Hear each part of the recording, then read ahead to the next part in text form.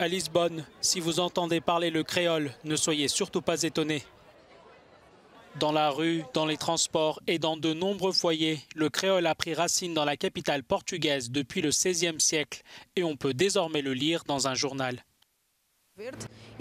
C'est ainsi qu'est née l'idée d'intégrer de manière plus étroite cette communauté qui parle le créole, qui en réalité fait partie de Lisbonne. C'est important de le dire, Lisbonne, c'est tout ça.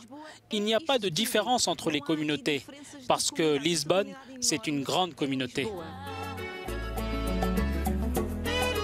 Cette langue, qui est présente dans de nombreux pays, ne demande qu'à être reconnue par tout le monde.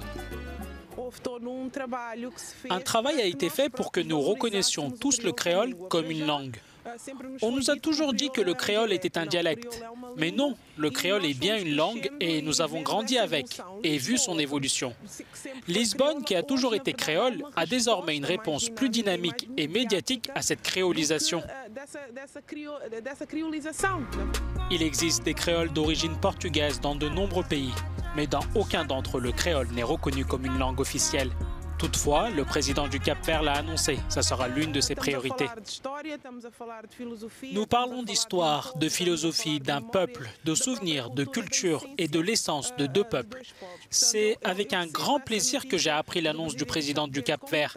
Il était temps, cela devait déjà arriver. Ceux qui parlent le créole défendent une langue vivante qui se développe de plus en plus dans la capitale portugaise et contribuent à créer un nouveau Lisbonne.